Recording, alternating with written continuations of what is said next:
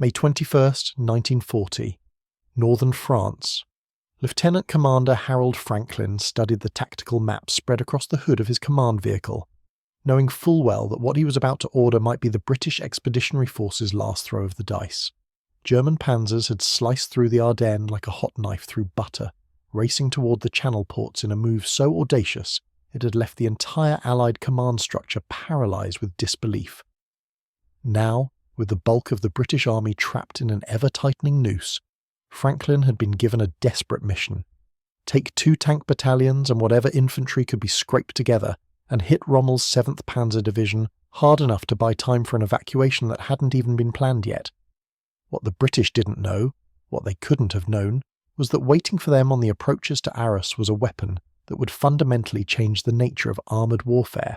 A weapon that, officially, wasn't even supposed to be used against tanks, the 88mm Flugzeugabwehrkanone, the Flak gun.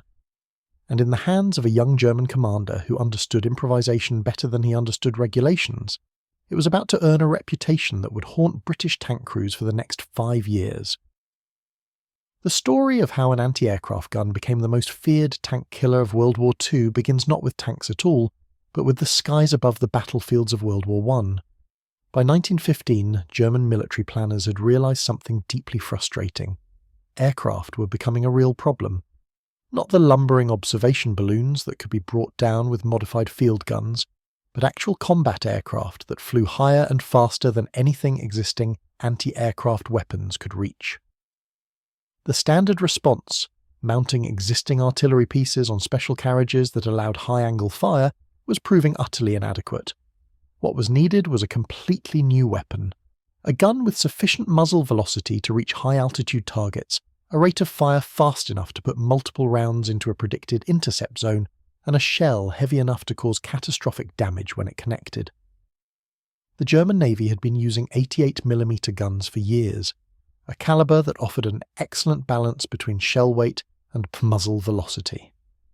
Army planners seized on this dimension as the basis for a new generation of anti-aircraft weapons. But there was a problem. Germany lost the war. The Treaty of Versailles, signed in 1919, explicitly forbade Germany from developing new weapons of most types. The victorious Allies were determined that German militarism would never again threaten European peace. So German arms manufacturers did what arms manufacturers have always done when faced with inconvenient regulations. They found a loophole.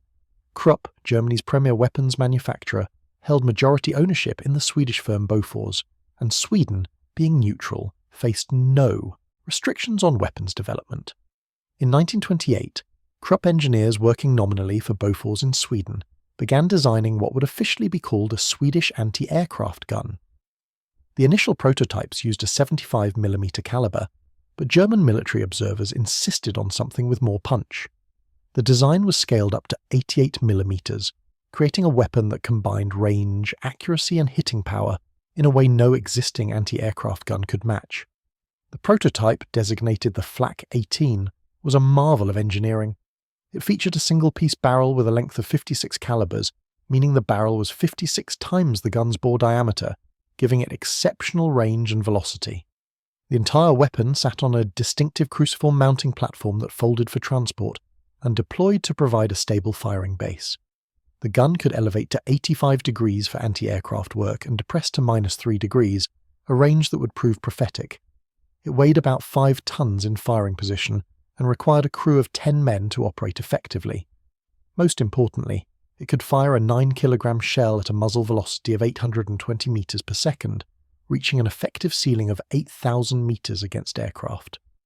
When Hitler came to power in 1933, German rearmament began in earnest. The Flak 18 entered mass production, and by the time Germany intervened in the Spanish Civil War in 1936, small numbers were available for field testing. It was in Spain that something unexpected happened. The German Condor Legion deployed a battery of 88mm flak guns primarily for air defence. But Spain's mountainous terrain and fluid front lines meant that aircraft weren't always the most pressing threat. Ground targets presented themselves: fortifications, trucks, and occasionally tanks. The nationalist forces were facing Soviet-supplied armour, including T-26 light tanks that Spanish anti-tank guns struggled to defeat. Someone, history doesn't record exactly who, got the idea to lower an 88mm Flak gun to horizontal and fire directly at an approaching tank. The result was spectacular. The high-velocity armour-piercing round, designed to punch through aircraft frames at high altitude, went through the tank's armour like it wasn't there. Word spread quickly through German military circles.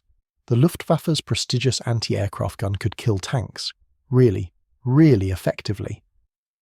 But this created a bureaucratic problem. The flak guns belonged to the Luftwaffe, Germany's air force, not the Wehrmacht, the army. Using them against ground targets meant pulling them away from their primary mission of defending German troops and territory from air attack. Luftwaffe commanders were not thrilled about the army appropriating their weapons.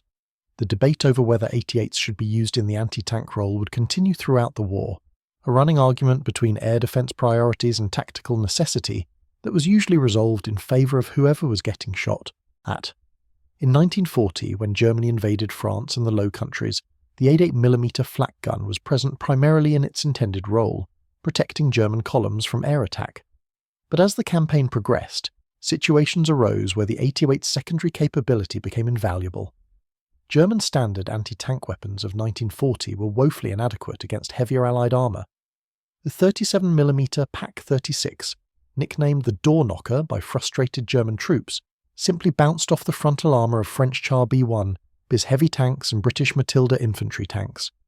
The newer 50mm Pak-38 was better, but production was limited and not enough were available.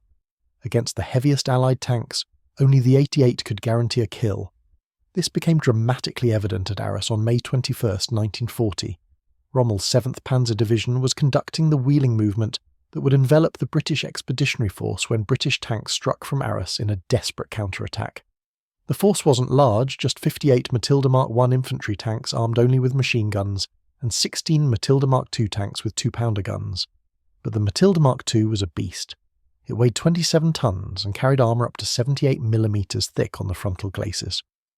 This was thicker than anything the French had, thicker than any German tank of 1940, and critically, thick enough to be completely immune to the standard German 37mm anti-tank gun. German gunners watched in horror as their anti-tank rounds simply bounced off the approaching British tanks. The Matildas rolled over German positions, crushing anti-tank guns under their tracks and methodically destroying German vehicles. SS Totenkopf division troops, facing tanks for the first time, broke and ran. For a few hours it looked like the British might actually punch through. Rommel, never one to stand on ceremony or respect bureaucratic boundaries, personally commandeered every gun he could find. 105mm field howitzers, his own divisional artillery, and critically, a battery of 88mm flak guns from the Luftwaffe's anti-aircraft regiment attached to his division. Under Rommel's personal direction, these weapons were formed into an improvised gun line directly in the path of the British advance. Rommel himself directed fire, pointing out targets to individual gun commanders as British tanks closed to within killing range. When the 88s opened fire, the Matildas started dying. The high-velocity armour-piercing rounds punched through the heavy frontal armour that had made the Matildas invulnerable to everything else on the battlefield. Tanks that had weathered storms of 37mm fire without slowing were suddenly being torn apart by single hits. Of the 74 British tanks committed to the attack, more than 40 were knocked out. The counterattack stalled, then collapsed. The British withdrew, having achieved only a temporary disruption of German operations. But the effect on German thinking was profound. The 88 could stop anything the Allies had. This lesson was driven home again when Rommel and the Afrika Korps arrived in North Africa in early 1941. The Desert War was in many ways an ideal testing ground for the 88's capabilities. The flat, open terrain offered clear fields of fire with excellent visibility. Dust clouds revealed approaching vehicles from miles away. And the British, buoyed by their crushing victories over Italian forces in Operation Compass, were increasingly aggressive. The Matilda had earned a fearsome reputation in North Africa. Italian anti-tank guns were completely ineffective against it. Italian tankers facing Matildas in their M1340 medium tanks discovered they were essentially driving mobile coffins. The British called it the Queen of the Desert, a tank that could advance with near impunity against anything the Italians fielded. German arrival changed that equation.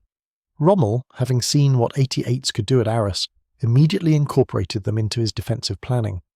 The first major test came during Operation Brevity in May 1941, a limited British offensive aimed at improving their position along the Egyptian-Libyan frontier. The operation had mixed success, but one objective, Halfaya Pass, fell to British forces. Halfaya Pass was a critical geographic feature, a natural ramp in the 600-foot-high escarpment that separated the coastal strip from the desert plateau. Control of the pass meant control of the main route into Libya. The British held it for about a week. On May 27, 1941, Rommel retook Halfaya in Operation Scorpion. But rather than simply occupying the pass, he fortified it, heavily. A garrison of 500 Germans and 400 Italians under Captain Wilhelm Bach, a former Lutheran pastor turned Wehrmacht officer, dug in at the pass. And Rommel gave Bach something special. 5 88mm Flak guns. The 88s were positioned with fields of fire covering both the approaches up the pass and the surrounding desert. Gun crews dug elaborate positions, creating pits that concealed everything but the gun barrel and shield. From a distance, especially to tank commanders scanning through periscopes, the positions were nearly invisible. Camouflage netting and careful positioning among rocks and terrain features made them blend into the landscape. What the British didn't know was that they were about to drive into the most sophisticated anti-tank trap yet constructed in North Africa. Operation Battle Axe, launched on June 15, 1941, was Britain's next attempt to relieve Tobruk and drive Axis forces back. The operation had been delayed to wait for the arrival of the Tiger convoy, a supply run that had successfully delivered 238 tanks through the Mediterranean, including 135 Matilda Mark IIs. British planners were confident. They had heavy tanks that no German weapon could stop. They had numerical superiority. They had air support. What could go wrong? Everything, as it turned out. The attack on Halfaya began at dawn. The 11th Indian Infantry Brigade, supported by a squadron of Matilda tanks from the 4th Royal Tank Regiment, advanced toward the pass. Initial progress was good. Infantry cleared the lower slopes. The Matildas, buttoned up against small arms fire, ground forward in the loose sand, their crews confident in their armour protection. Then they came into range. At 06 Ascian, the 88s opened fire. The first Matilda exploded in a shower of metal fragments, its turret blown completely off. A second tank hit in the hull, ground to a halt with flames pouring from the engine compartment. A third took a direct hit that penetrated the frontal armour and detonated the ammunition inside, incinerating the crew instantly. Tank commanders, trained to be aggressive, pushed forward. This was what Matildas were built for, absorbing fire and closing with the enemy. But the fire they were absorbing wasn't the usual 37 or 50mm rounds. These were 88mm armour-piercing shells travelling at 820 metres per second, with enough kinetic energy to penetrate 110mm of armour at 500 metres. Against Matildas with 78mm of frontal armour, they were devastating. In less than an hour, 11 of the 17 Matildas committed to the attack were burning wrecks. The rest withdrew, crews shaken by the experience of facing a weapon that could defeat their supposedly invulnerable armour. British tank crews began calling Halfaya Hellfire Pass, a name that would stick for the rest of the war. One crew member, interrogated after being captured, complained bitterly to his German captors, "In my opinion, it is unfair to use flak against our tanks." A nearby German artilleryman overheard this and responded with words that captured the entire philosophy of improvised weapons employment. "Fine, but I think it most unfair of you to attack with tanks whose armour nothing but an 88 will penetrate." The failure at Halfaya was compounded by similar disasters elsewhere on the battlefield. At Hafid Ridge, British cruiser tanks ran into another screen of 88s and lost heavily. At Point 206, south of Fort Capuzzo, more 88s were waiting. British armoured forces lost more than half their tanks in the first day of Battle Axe. The operation was called off after 3 days, having achieved none of its objectives. The political fallout was immediate. Prime Minister Winston Churchill, who had personally pushed for Battle Axe and taken enormous risks to get tanks to North Africa via the Tiger convoy, was furious. General Archibald Wavell, Commander-in-Chief Middle East, was relieved and replaced with Claude Auchinleck. But the real impact was on British tactical thinking. The Matilda, which had dominated desert warfare for a year, was suddenly vulnerable. Not just vulnerable, but sitting duck levels of vulnerable when facing properly employed 88s. This forced a complete re-evaluation of British armour tactics. But what made the 88 so effective? The answer lay in the combination of several factors that came together to create what was, in 1941, the best anti-tank weapon in the world. First, muzzle velocity. The 88mm Flak 1836-37 fired its armour-piercing round at 820 metres per second. For comparison, the German 50mm Pak 38 anti-tank gun achieved about 835 metres per second, but fired a much lighter projectile. The British 2-pounder, standard armament on the Matilda and most British cruiser tanks, fired at about 790 metres per second. High muzzle velocity meant the shell retained more energy over distance and had a flatter trajectory, making it easier to hit targets at long range. Second, the projectile itself. The 88 fired a shell weighing about 10 kilograms in the armour-piercing configuration. This was more than double the weight of a 50mm anti-tank round. The combination of velocity and mass created enormous kinetic energy. When that energy was focused on the relatively small impact point of an armour-piercing round, it could defeat armour that lighter weapons couldn't touch. Third, effective range. The 88 could engage tanks at ranges beyond 2,000 metres. At these distances, tank guns were largely ineffective. The British 2-pounder had an effective range against armour of maybe 500 metres. German tank guns of 1941 were similar, but the 88, with its superior optics, stable firing platform and high velocity, could kill tanks from distances where return fire was impossible. This created a situation where 88 positions could engage British armour before the tanks even knew they were under threat. Fourth, the gun's size and mounting. While the 88's height and bulk were disadvantages for mobility and concealment, the cruciform mounting provided exceptional stability. The gun didn't shift or bounce during firing like smaller, lighter weapons. This meant follow-up shots were faster and more accurate. A well-trained crew could fire 15 to 20 rounds per minute, an impressive rate for such a large weapon. Fifth, and perhaps most important, the quality of German gun crews. By 1941, Germany had been training flak gunners for years. These were some of the most technically proficient soldiers in the Wehrmacht, skilled in complex fire control procedures, range estimation, and target tracking. When these highly trained crews were given targets that didn't jink and dodge like aircraft, but instead ground forward in predictable paths, their hit rates were devastating. German after-action reports from Halfire claimed they knocked out one British tank for every 20 rounds fired. This was an extraordinary ratio. For comparison, typical anti-tank gun combat effectiveness required 50 to 100 rounds per confirmed kill. The 88's combination of range, penetration and crew skill created an efficiency that shocked British commanders. But the 88 wasn't without drawbacks. It was heavy, weighing 7 tons in transport configuration. Moving it required specialised vehicles, usually a half-track like the Stekievzy 7. It couldn't be manhandled into position like lighter weapons. Once emplaced, moving it to respond to changing tactical situations took time. The gun's height, nearly 8 feet even with the shield, made it difficult to conceal. In terrain with good visibility, like the North African desert, this meant 88 positions could sometimes be spotted from long distances. But in practice, careful positioning and camouflage often overcame this limitation. Crews became expert at digging the guns into shallow pits, leaving only the barrel and upper shield exposed.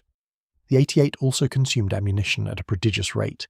Each gun in sustained combat could fire hundreds of rounds. Supply became a critical limiting factor, especially in North Africa where logistics were always challenging, and perhaps most significantly, using 88s against tanks meant they weren't available for air defence. As Allied air superiority increased throughout the war, this became an increasingly painful trade-off. But in 1941 and 1942, when the Luftwaffe still contested the skies and Allied armour posed the immediate threat, the decision to use 88s in the anti-tank role seemed obvious. After Battle Axe, the 88's reputation spread through British forces like wildfire. Tank crews began to fear the weapon. Intelligence officers tried to track 88 deployments to warn armoured units. Tactical doctrine evolved to avoid situations where tanks might face 88s in open terrain. The psychological impact was enormous. British tankers, previously confident in the Matilda's protection, now had to face the fact that German gunners could kill them from beyond the range where they could effectively shoot back. This knowledge affected behaviour in combat. crews were more cautious, less willing to push forward aggressively. The tanker's traditional confidence in his armour was shaken. The Germans naturally exploited this fear. They began using 88s as anchors for defensive positions, knowing that British armour would think twice before assaulting positions rumoured to contain the dreaded 88. Sometimes these rumours were accurate, sometimes they were deception, but the threat was real enough that British commanders had to plan around it either way. Rommel became particularly skilled at using 88s in combination with mobile warfare. His favourite tactic was what the British came to call the Rommel trap. German tanks, usually the more mobile Panzer IIIs and IVs, would engage British armour at range, then begin a fighting withdrawal. British tanks, trained to be aggressive and press attacks, would pursue. The German tanks would draw the British armour onto a screen of dug-in 88s positioned on favourable terrain. The British tanks, focused on the retreating German armour, often didn't realise they'd entered an 88 kill zone until the first tank started exploding. By then, it was usually too late. Turning and retreating under fire from weapons that could kill at long range meant presenting side and rear armour, even more vulnerable than frontal plates. British tank losses in these engagements were catastrophic. The 88's effectiveness prompted two parallel developments. On the German side, work began on adapting the 88's capabilities into weapons specifically designed for the anti-tank role. This would eventually produce the PAF-43, a purpose-built 88mm anti-tank gun with a lower silhouette and even better armour penetration. The same 88mm gun, in modified form, would become the main armament of the Tiger I heavy tank, entering service in late 1942. On the British side, the search began for answers. How do you defeat an enemy with better range, better penetration and better training? The solutions that emerged would shape British armour doctrine for the rest of the war. First, avoid frontal attacks across open terrain where 88s could engage at long range. This meant more emphasis on flanking manoeuvres, night attacks, and operations in terrain that limited fields of fire. Second, improved reconnaissance to locate 88 positions before committing armour. This included air reconnaissance, patrol work, and careful analysis of terrain that might conceal anti-tank guns. Third, better coordination between armour, artillery, and infantry. 88 positions could be suppressed or destroyed by artillery fire if they could be located. Infantry could assault gun positions if supported properly, but coordination required training and communications equipment that wasn't always available. Fourth, and most significantly, the development of better tanks. The Matilda's invulnerability had been shattered, but that didn't mean armour was obsolete. It meant British armour needed to be better, thicker, better gunned, more mobile. This drive would eventually produce tanks like the Churchill with its heavy armour and the Cromwell with its mobility. But in 1941 and 1942, these were still on the drawing board. British tank crews had to fight with what they had, knowing that out there, somewhere, 88s were waiting. The 88's dominance in North Africa continued through 1942.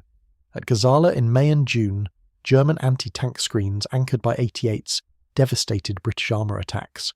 The British lost over 300 tanks in the Gazala battles, many to 88s. At First Alamein in July 1942, 88s formed the backbone of German defensive positions, forcing British attacks to grind forward at enormous cost. The psychological impact on British troops was captured in numerous accounts and memoirs. Tank commanders described the distinctive crack of an 88 firing, louder and sharper than smaller anti-tank guns. They described watching the shells trace as it streaked toward them, too fast to evade. They described the hammering impact when an 88 round struck armour, and the catastrophic explosion if it penetrated. British tanker Ken Tout, who fought through North Africa and Italy, later wrote about the 88 with a mixture of respect and fear. The 88 was the bogeyman of armoured warfare. You could face Panzer IVs, you could face Panthers later in the war, you could even face Tigers if you had to. But an 88 position, that was something else. That was death waiting in the sand. The 88's reputation extended beyond the tankers who faced it. Infantry learned to recognise the distinctive report of an 88 firing. Artillery spotters learned to identify the long barrel and cruciform mounting. Intelligence officers tried to track 88 deployments through prisoner interrogations and captured documents. Even journalists and war correspondents mentioned the 88 in their dispatches, recognising that it had become synonymous with German anti-tank capability. But the 88's story in North Africa was entering its final chapter. By late 1942, the balance of forces was shifting. British and Commonwealth forces, reinforced by American units and equipment, were growing stronger.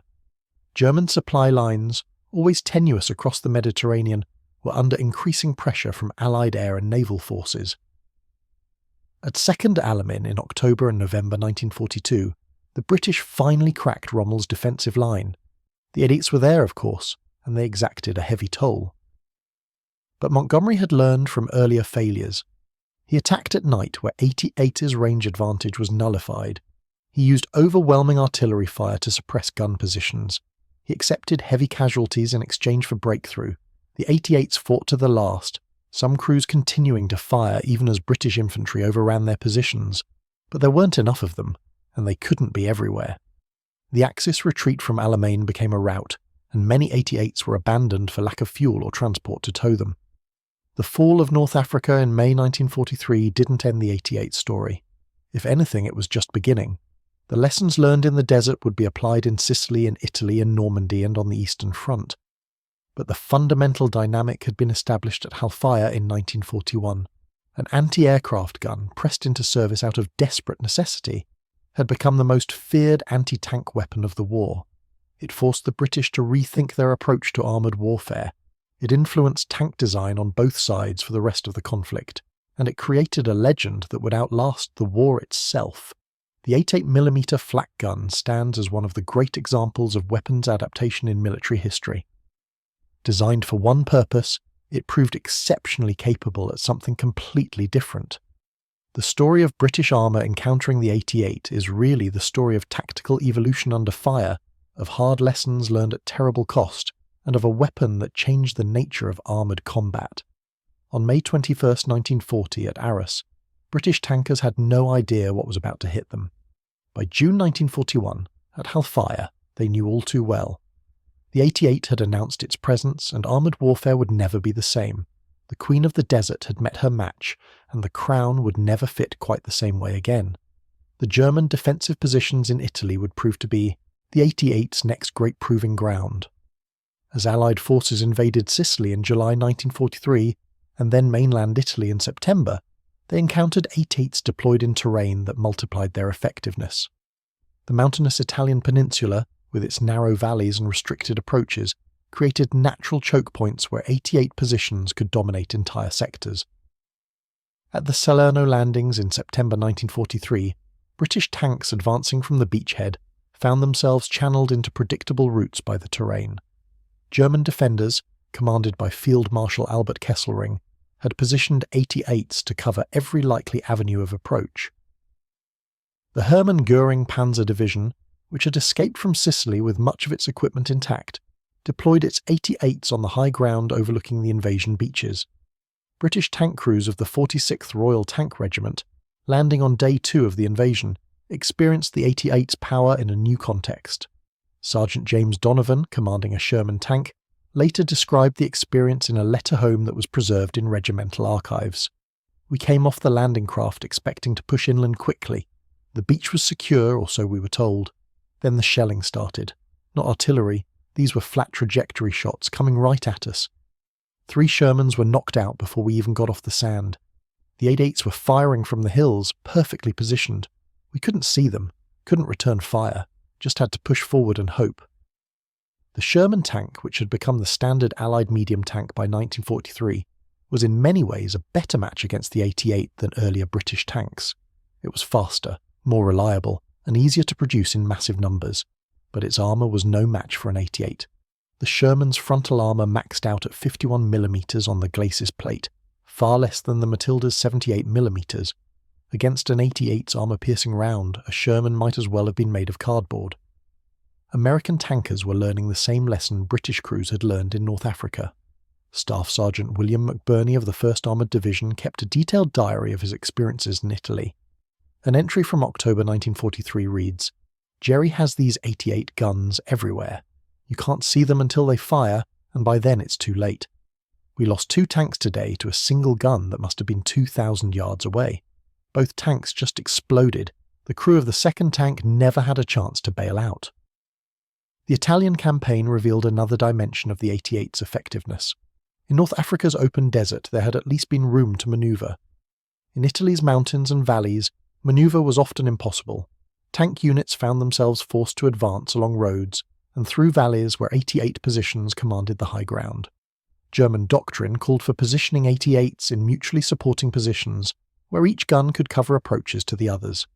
Breaking through such defences required either finding a way to flank the positions, which the terrain often made impossible, or accepting catastrophic casualties in frontal assaults.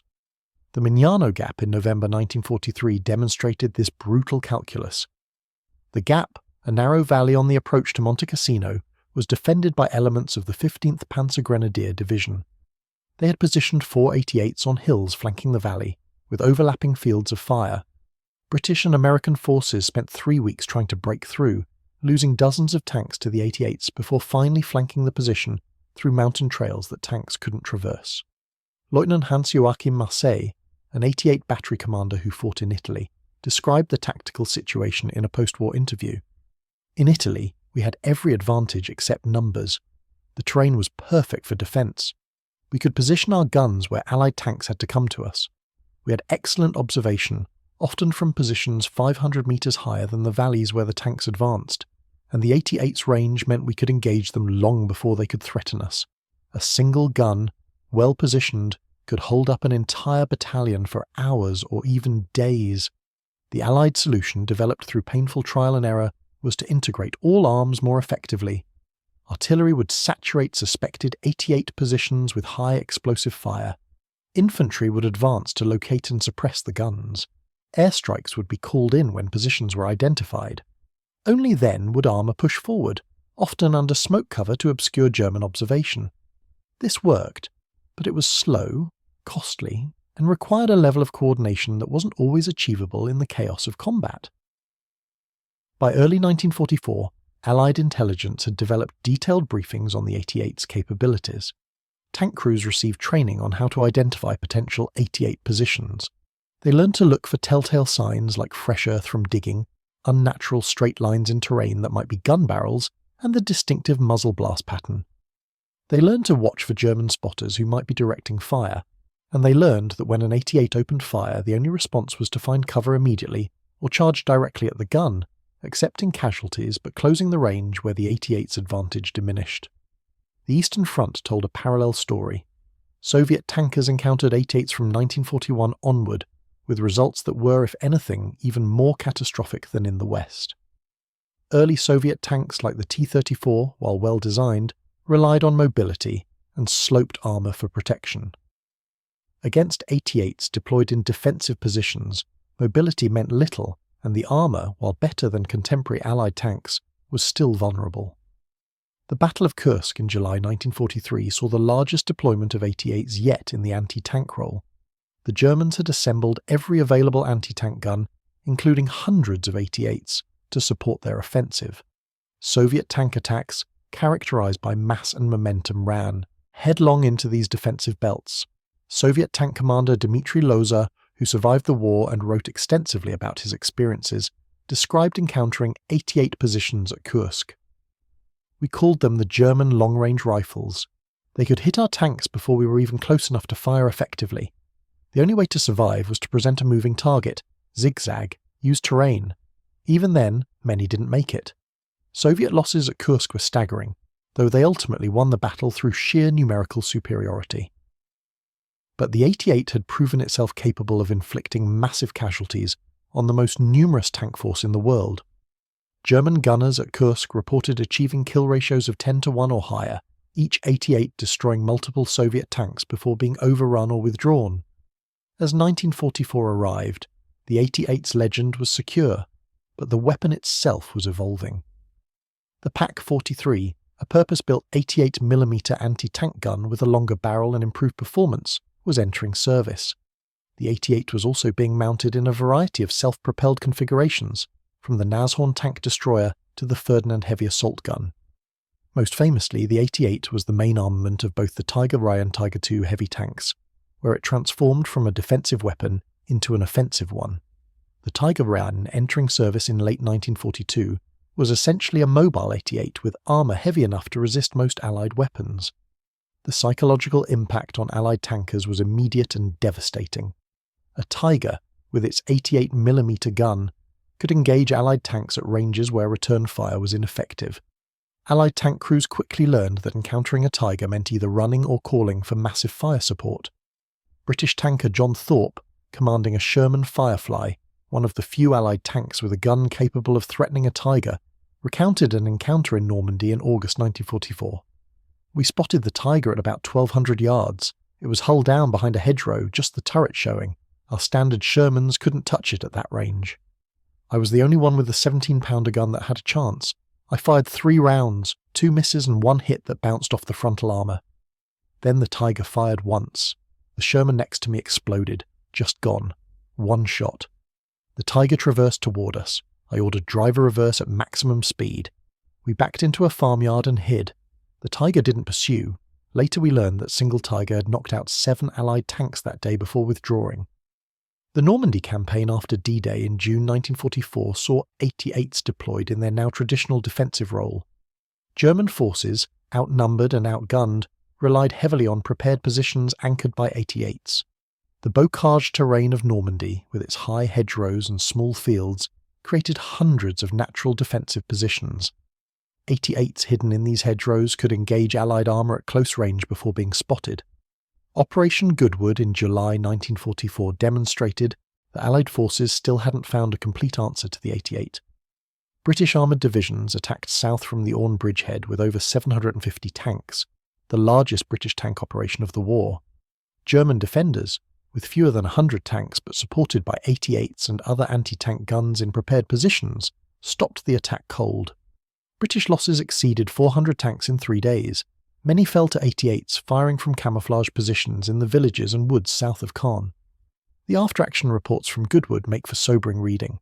Tank commanders reported being fired upon from concealed positions they couldn't identify.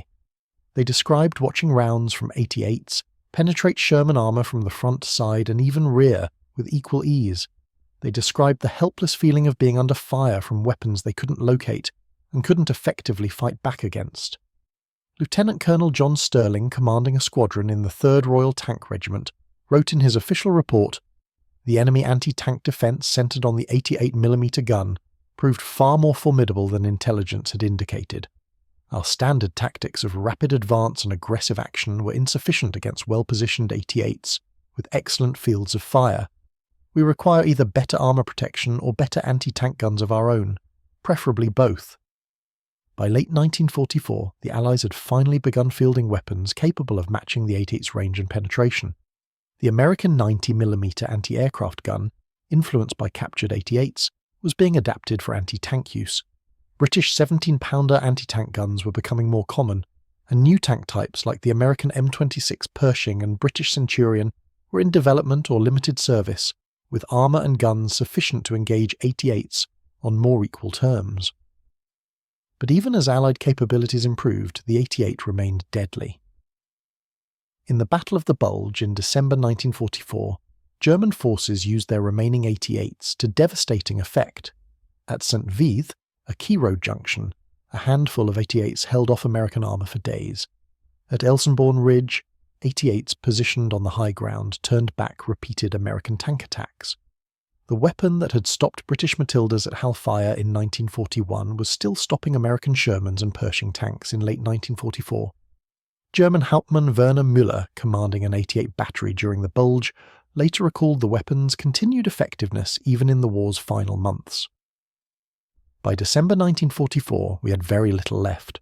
Fuel was short, ammunition was rationed, trained crews were scarce, but the 88 still worked. American tankers still feared it. We could hear it in their radio traffic, which we sometimes intercepted. 88s ahead, request artillery support. They had all the advantages by then, air superiority, numbers, supplies. But they still approached positions with 88s very carefully. The reputation we had built over 4 years of war still meant something. The final battles in Germany in early 1945 saw 88s fighting from increasingly desperate positions. Gun crews, often made up of Luftwaffe personnel who had lost their aircraft or middle-aged Volkssturm militia, manned the guns in the defence of German cities and towns. the quality of crews had declined dramatically from the highly trained regulars of 1940 and 1941. But the weapon itself was still capable of inflicting heavy losses. At the Rhine crossings in March 1945, 88s positioned on the eastern bank caused significant casualties among Allied bridging operations and armoured units crossing the river. At the Remagen Bridge, the one bridge captured intact, German forces desperately tried to destroy it with artillery and air attacks. Among the weapons firing at the bridge were several 88s positioned in the hills overlooking the Rhine, their high-velocity shells seeking to damage the bridge structure and the continuous stream of Allied vehicles crossing it. British tanker Patrick Hennessy, who fought through from Normandy to Germany, reflected on the 88 in his memoirs published decades after the war. Of all the weapons we faced, the 88 was the one we feared most. Not the Tiger tank, though it mounted the same gun, not the Panther, though it was formidable, not even the newer German jets. The 88 in a prepared position, manned by a competent crew, was the most dangerous thing on the battlefield. It could kill you before you knew it was there. It could kill you from ranges where you couldn't fight back. And it was always there, or at least the threat of it was, lurking in the back of your mind every time you buttoned up the hatches and moved forward. The statistics of 88 effectiveness are difficult to compile with precision. German record-keeping became increasingly chaotic as the war progressed, and many documents were lost or destroyed. But estimates suggest that 88s in the anti-tank role, including both the flak versions and purpose-built Pak 43s, accounted for thousands of Allied tanks destroyed. Some individual guns achieved extraordinary tallies. An 88 crew on the Eastern Front claimed over 150 Soviet tank kills before being overrun in 1944.